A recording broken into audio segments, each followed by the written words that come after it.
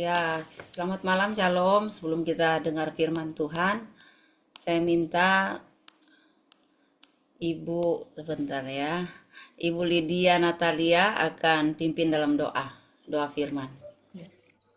Tuhan, terima kasih Tuhan kalau pada malam hari ini kita bisa berkumpul Tuhan.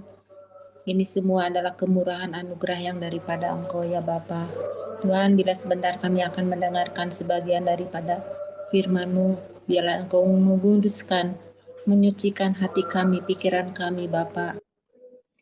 Dan biarlah setiap firman yang akan kami terima pada malam hari ini Bapa, biarlah kami boleh diubahkan, kami boleh ditegur, kami boleh senantiasa boleh menjadi pelaku-pelaku akan firman-Mu Bapa. Terima kasih Tuhan, biarlah Ibu Hesti yang akan menyampaikan firman-Mu, biarlah Tuhan yang akan mengurapinya dari ujung rambut sampai telapak kaki. Biarlah setiap firman yang keluar dari mulut hamba-Mu ini adalah kebenaran firman-Mu. Terima kasih Tuhan, dalam nama Yesus kami berdoa dan bersyukur. Haleluya, amin. Puji Tuhan, Shalom, selamat malam. Apakah suara saya terdengar Shalom. baik? Ya, dengar semua ya. Ini Ya, Ibu Siti dengar. bilang suaranya kurang keras. Maksudnya, udah terdengar? Ya, oke. Puji Tuhan. Bapak Ibu selamat malam, salam sejahtera buat kita semuanya. Oke. Ya, kita coba belajar bersama-sama ya dalam kebenaran firman Tuhan. Saya ambil dalam Ulangan 28. Ulangan pasal yang ke-28. Ayat yang pertama, saya minta Pak Oce akan baca dengan keras. Nggak ada suaranya Pak Oce, buka suaranya dulu. Ulangan pasal. Bentar. Ya, oke. Ulangan Baca. 28 ya? Ya, ayat yang pertama. Sebentar. Oh, ini hilang. Udah kitabnya hilang. Sebentar. Sebentar kitabnya hilang nih. Ujungnya sebentar. Ya, sama Oke. yang lain dulu Bu Esti, ininya hilang. Oke. Hilang Ya. ininya. Kenapa Ya, hilang? saya minta Pak Sutrisno akan baca Ulangan 28 ayat yang pertama. Oke, kita baca Ulangan 28 ayat pertama.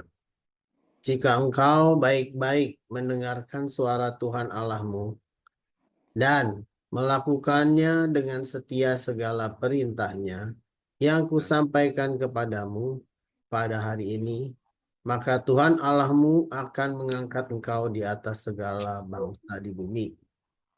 Oke, lanjut lagi Pak di ayat yang ke-13. 13.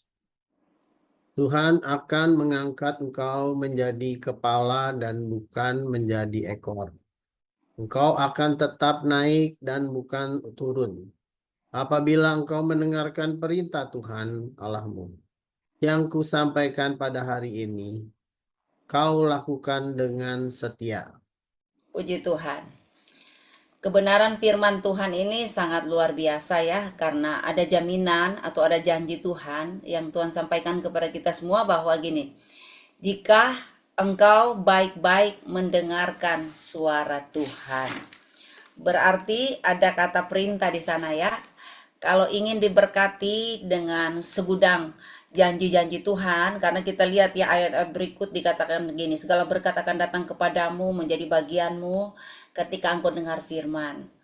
Dan janjinya apa? Diberkatilah engkau di kota, diberkatilah engkau di ladang, diberkatilah buah kandunganmu, hasil bumimu, ternakmu. Pokoknya kita lihat yang Tuhan janjikan kepada kita itu semua baik. Tetapi apakah semua kita akan menerimanya? Tergantung dari apakah kita mendengar suara Tuhan dengan baik. Berarti ada yang mendengar suara Tuhan tidak baik. Hari ini dengar, besok lupa. Betul? Karena banyak kita perhatikan ya, kalau orang ke gereja atau dengar Zoom, ya tidak bisa memberitahu ke orang lain ketika ditanya. Misalnya, Pak Oce, tadi firman Tuhannya apa ya?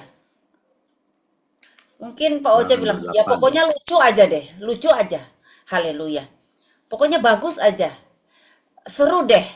Tapi hanya sekedar dengar yang lucu aja, tapi tidak paham tentang apa yang Tuhan mau. Kan gitu ya, kita lebih terekam itu yang lucunya kadang-kala ya. Tetapi hanya sebatas mendengar saja, tetapi tidak menjadi pelaku firman. Saudara, kalau kita perhatikan di sini, firman Tuhan itu menyampaikan kepada kita, jika kita baik-baik mendengar perintah Tuhan, berarti saudara ini harus mendengar dengan cerdas, ya. Waktu Anda mendengar, Anda harus paham dan harus perhatian dan benar-benar pahami, dan itu bisa diceritakan kepada orang lain. Sambil ketaatan juga harus ada di dalamnya. Saya yakin percaya bahwa ketika kita dengar firman Tuhan, maka itu akan mengubah seluruh kehidupan kita. Apa yang kita dengar?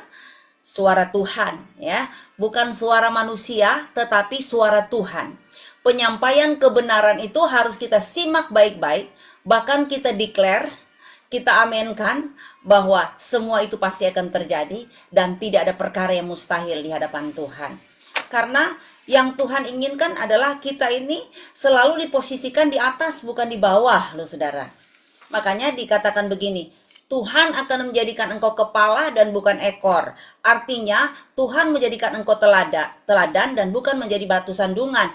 Tuhan mengangkat engkau jadi kepala, itu maksudnya apa? Kalau saya lihat pengertian bahasa Ibrani, dia menggunakan kata ros, R-O-S. Kepala itu ros, yang artinya luar biasa. Jadi kita ini didesain menjadi pribadi yang luar biasa. Artinya kita di atas rata-rata. Jadi bukan rata-rata, tapi di atas rata-rata. Artinya kita ini didesain Tuhan menjadi pribadi-pribadi yang luar biasa. Bisa katakan amin? Bahwa Anda dan saya ini adalah pribadi yang benar-benar didesain Tuhan untuk melakukan hal-hal yang luar biasa, untuk mengecap hal yang luar biasa. Amin? Jadi pastikan hari ini bahwa Tuhan tidak pernah merancangkan yang sial, yang jelek, yang celaka. Kalau sampai kita ini mendapatkan ya hal-hal yang buruk dalam hidup ini, berarti ada sesuatu yang perlu dipertanyakan. Ya, karena ujian itu kan ada 3 ya. Yang pertama dari Tuhan. Yang kedua karena kita cari-cari sendiri.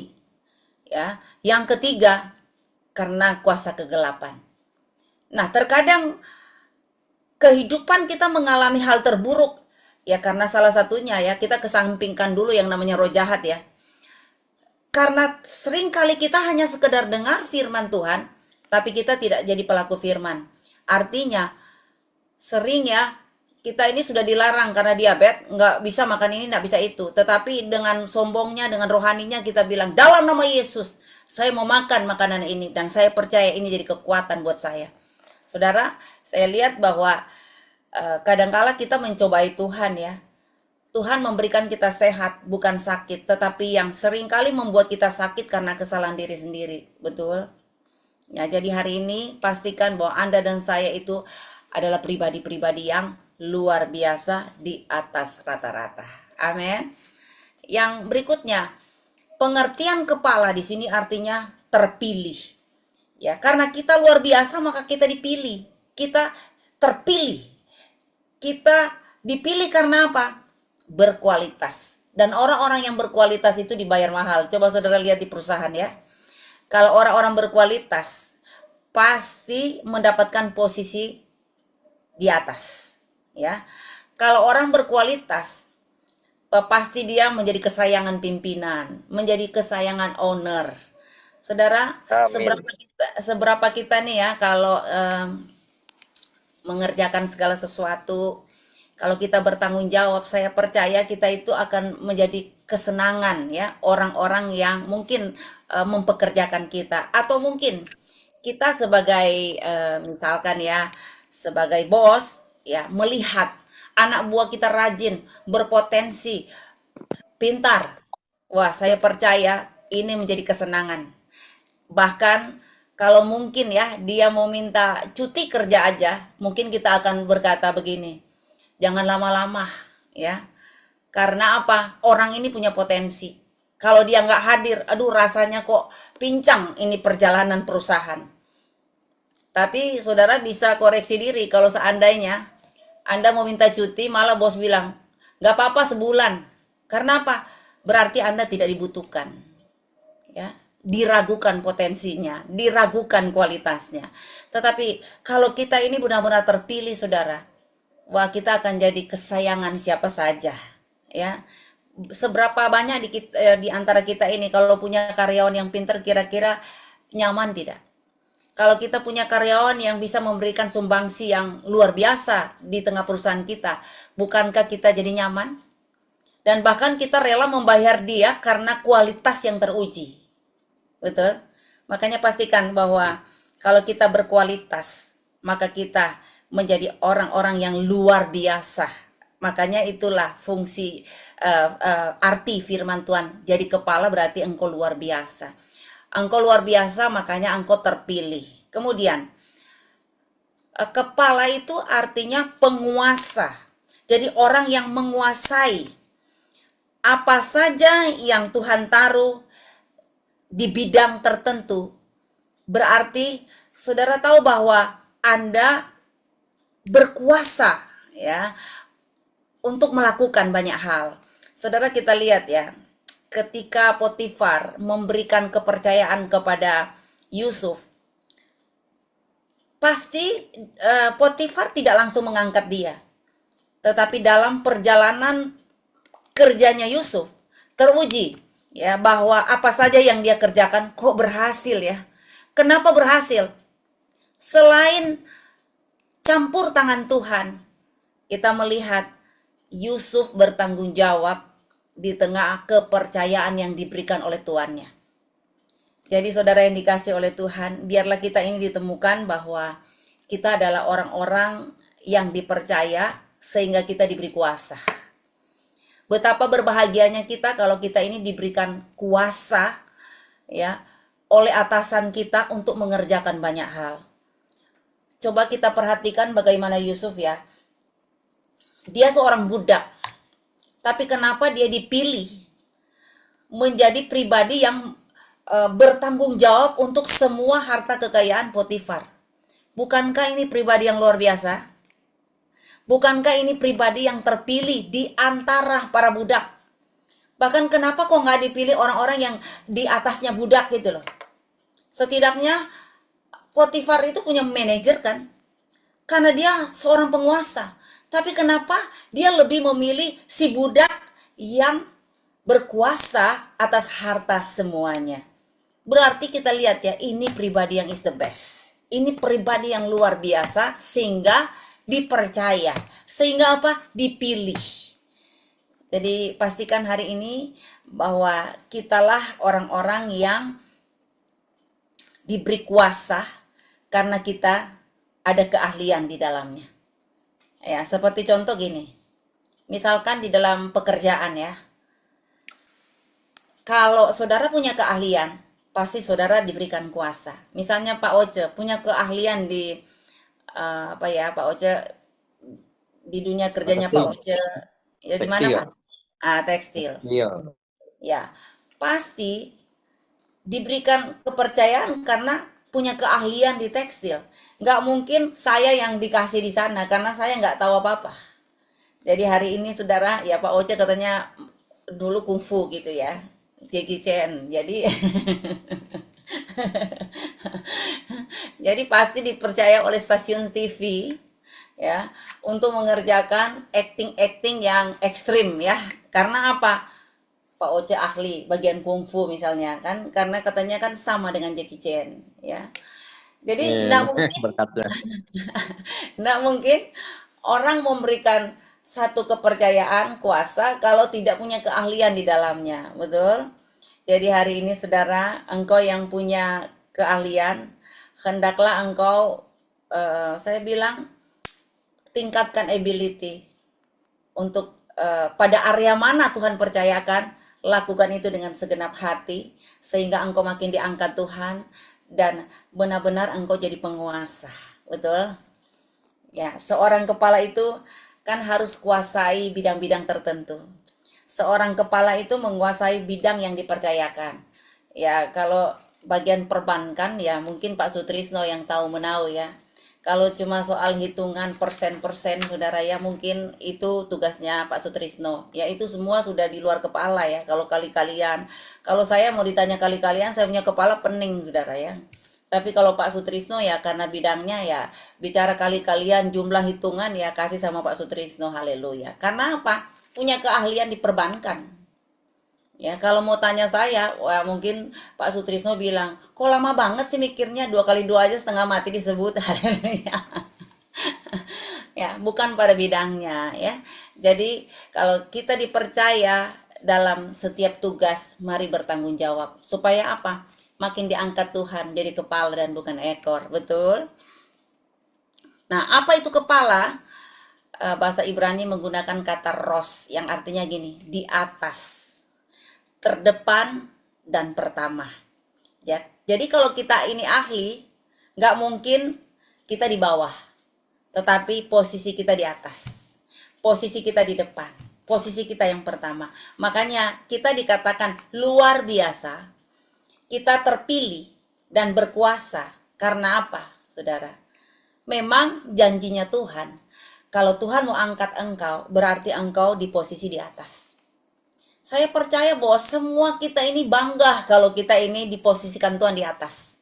Bukan untuk kesombongan ya, tetapi orang yang menghargai talenta, orang yang diberi kuasa dan bertanggung jawab, maka dia akan diposisikan Tuhan di atas.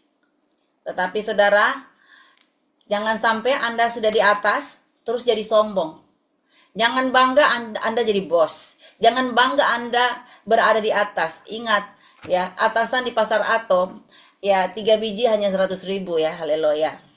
Jadi, berbanggalah engkau kalau Tuhan pakai engkau ada di atas, tetapi hatimu tetap merendah. Itu yang luar biasa. Amin. Jadi, pastikan bahwa dalam setiap engkau bekerja, saya bilang, ambisi itu penting.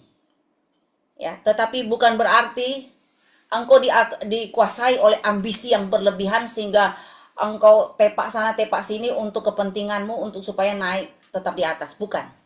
Biarkan Tuhan yang mengangkat engkau dalam kemuliaan.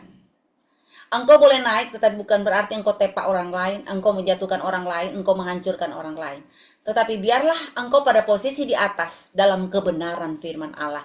Karena orang yang melakukan kebenaran firman Tuhan, pastinya dia jadi kepala dan bukan ekor. Amin. Dia berada di atas. Ya.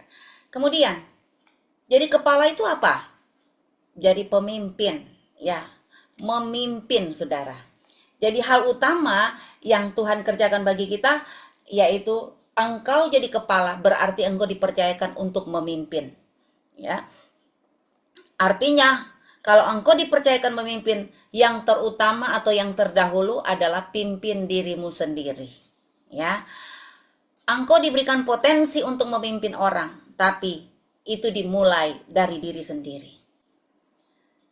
Bagaimana engkau bisa mendoktrin pikiranmu, bisa mendoktrin hatimu untuk supaya tetap memilih jalan dalam kebenaran.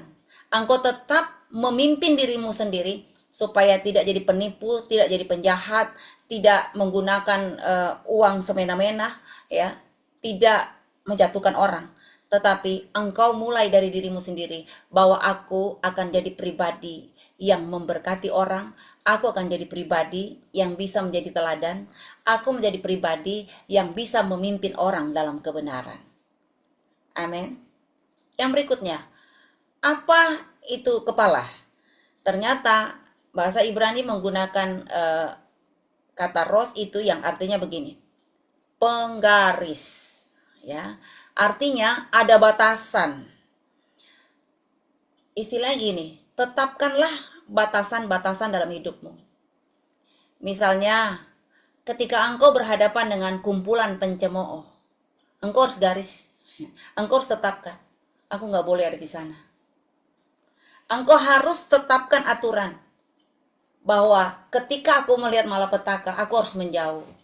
Ketika aku melihat ada orang-orang yang duduk-duduk sambil membicarakan orang, artinya engkau melihat ada orang-orang yang bahasa-bahasanya kurang tepat, kurang menyenangkan, lebih baik menghindar.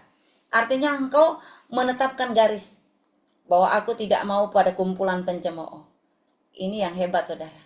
Ketika engkau tetap menetapkan garis bahwa aku nggak mau memilih hanya duduk-duduk, ya kelihatan sibuk, yang ngobrol, tetapi tidak ada juntrungannya, nggak ada hasilnya. Buat apa?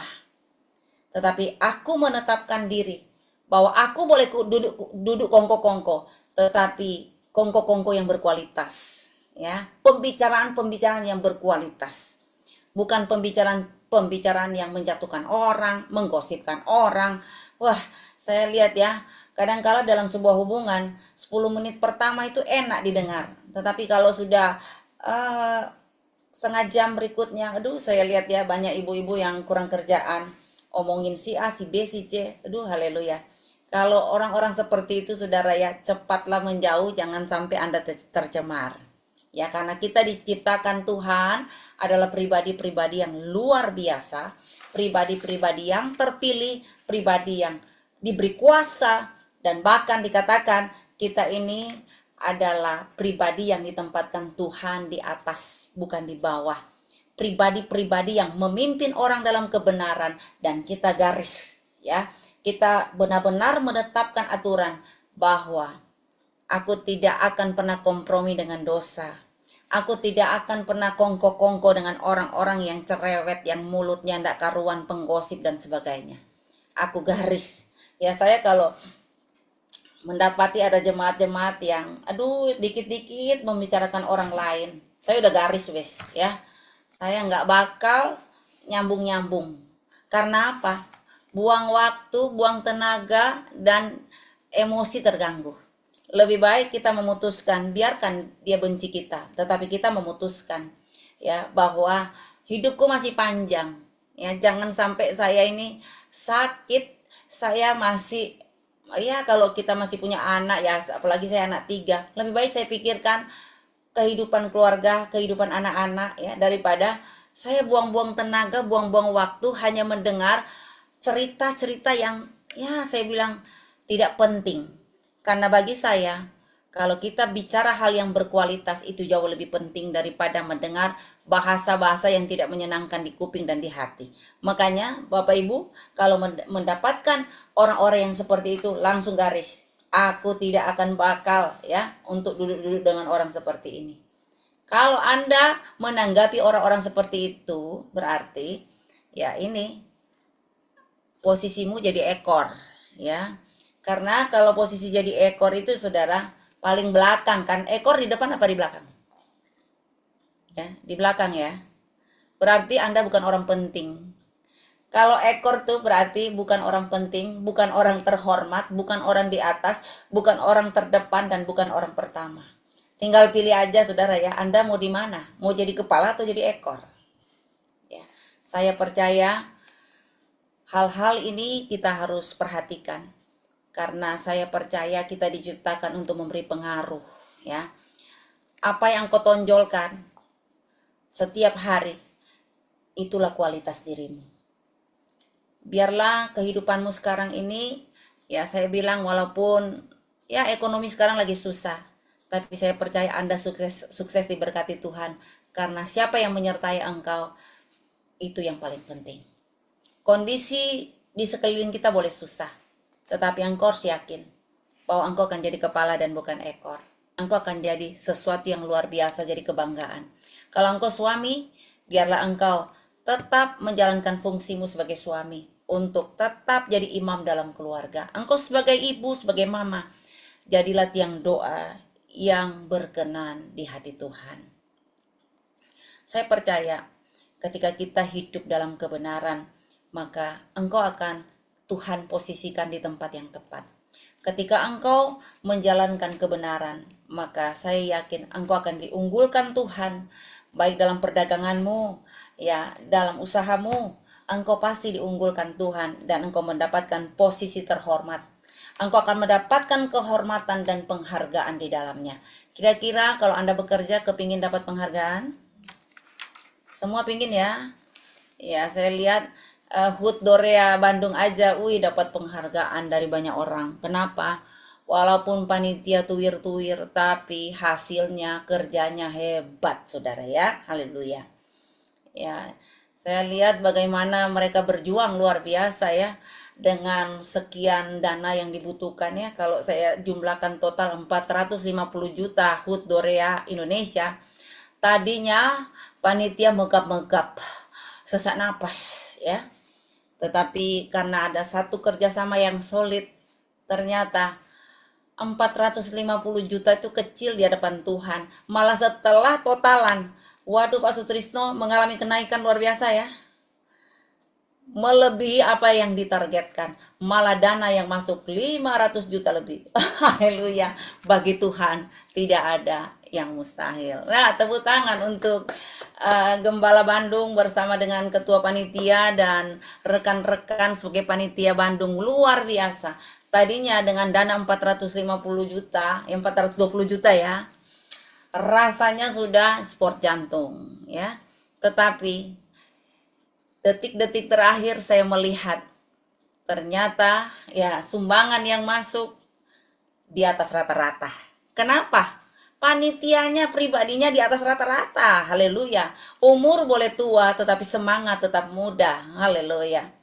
Coba perhatikan ya. Semua panitia sudah oma opa. Haleluya. Kebanyakan oma opa ya.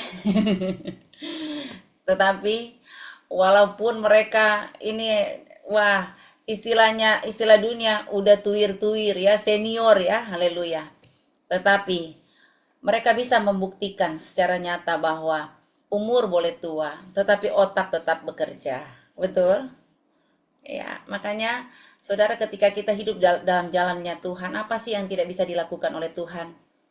Ya, kita memang terbatas untuk berpikir, tetapi di saat yang tepat ternyata Tuhan memberikan kita posisi terdepan, posisi di atas ya. Posisi pertama. Kenapa? Kita adalah orang-orang yang dipilih Tuhan menjadi pribadi-pribadi yang luar biasa. Jadi pemimpin, jadi penguasa, sehingga tidak ada yang mengalahkan kita, betul? Sehingga tepatlah janji Tuhan ya di dalam Ulangan pasal 28 ayat 2. Segala berkat ini akan datang kepadamu dan menjadi bagianmu jika engkau mendengar apa? Suara Tuhan Allahmu. Diberkatilah engkau di kota dan diberkatilah engkau di ladang, diberkatilah buah kandunganmu, hasil bumimu dan hasil ternakmu, yakni anak lembu sapimu dan kandungan kambing dombamu. Diberkatilah bakulmu dan tempat adonanmu. Diberkatilah engkau pada waktu masuk dan diberkatilah engkau pada waktu keluar. Tuhan akan membiarkan musuhmu yang maju berperang melawan engkau terpukul kalah olehmu. Bersatu jalan mereka akan menyerang engkau, tetapi bertujuh jalan mereka akan lari dari depanmu. Tuhan akan memerintahkan berkat ke atasmu di dalam lumbungmu dan di dalam segala usahamu. Ia akan memberkati engkau di negeri yang diberikan kepadamu oleh Tuhan Allahmu. Tuhan akan menetapkan engkau sebagai umatnya yang kudus, seperti yang dijanjikannya dengan sumpah kepadamu jika, ingat ya, engkau berpegang pada perintah Tuhan Allahmu dan hidup menurut jalan yang ditunjukkannya. Maka segala bangsa di bumi akan melihat bahwa nama Tuhan telah disebut atasmu dan mereka akan takut kepadamu. Juga Tuhan akan melimpahi engkau dengan kebaikan dalam buah kandunganmu, dalam hasil ternakmu, dan dalam hasil bumimu, di tanah yang dijanjikan Tuhan dengan sumpah kepada nenek moyangmu untuk memberikannya kepadamu. Tuhan akan membuka bagimu perbendaharannya yang apa? Melimpah, yakni langit, untuk memberi hujan bagi tanahmu pada masanya dan memberkati segala pekerjaanmu sehingga engkau memberi pinjaman kepada banyak orang. Ingat ya, memberi pinjaman kepada banyak bangsa, tetapi engkau sendiri tidak meminta pinjaman. Tuhan akan mengangkat engkau menjadi kepala dan bukan menjadi ekor. Engkau akan tetap naik dan bukan turun apabila engkau mendengarkan perintah Tuhan Allahmu yang kusampaikan pada hari ini, kau lakukan dengan setia. Dan apabila engkau tidak menyimpang ke kanan atau ke kiri dari segala perintah yang kuberikan kepadamu pada hari ini dengan mengikuti Allah lain dan beribadah kepadanya. Jadi saya melihat ya, janji-janji Tuhan itu indah semua. Dan semua itu akan terjadi jika apa? Hanya satu. Mari kita mendengarkan suara Tuhan dengan baik. Ya. Karena kalau kita mendengar suara Tuhan dengan tidak baik, maka kutuk itu akan berlaku. Karena di dalam ayat 15 sampai seterusnya itu sudah bicara tentang kutuk. Jadi kebalikan dari apa yang Tuhan katakan tadi. Makanya kalau rindu diberkati Tuhan, mari engkau taat. Harus hidup sesuai dengan firman Tuhan. Jadi kalau engkau hidup sesuai dengan firman Tuhan, berarti jika Anda berbohong, menipu, mencuri, hidup dalam amoralitas seksual misalnya, maka Anda tidak akan hidup di atas, tetapi di bawah. Betul? Jangan pernah bermimpi untuk engkau jadi kepala kalau engkau tidak mendengar suara Tuhan dengan baik. Kalau engkau tetap pada kehidupan yang lama, posisimu itu terbawah, tidak terhormat, tidak terpandang, ya, bahkan engkau paling belakang dan hidupmu tidak penting. Tinggal pilih, saudara mau pilih yang mana? Ya, kalau mau diberkati, semua loh disebut ini loh, hebat ya. Kalau mau diberkati, pilihlah jalan yang diinginkan Tuhan. Kita berespon baik, rela bayar harga, dan tetap pada koridor firman Tuhan. Ya, makanya saudara, tadi saya senang sekali dengan pujian. Ya, walaupun kita kadang-kala di bawah Tuhan di dalam lembah kekelaman, tetapi ingat, Tuhan tetap setia. Berkali-kali kita ditolong Tuhan, berkali-kali kita alami ya mujizat-mujizat yang nyata dari Tuhan. Sehingga dalam masa kesukaran sekarang ini yang kita hadapi, waduh, saya lihat ya, Tuhan itu tetap baik dalam hidup saya dan saudara. Tadi saya terkejut sekali ya dengan berita yang, aduh saudara, saya shock ya. Karena apa?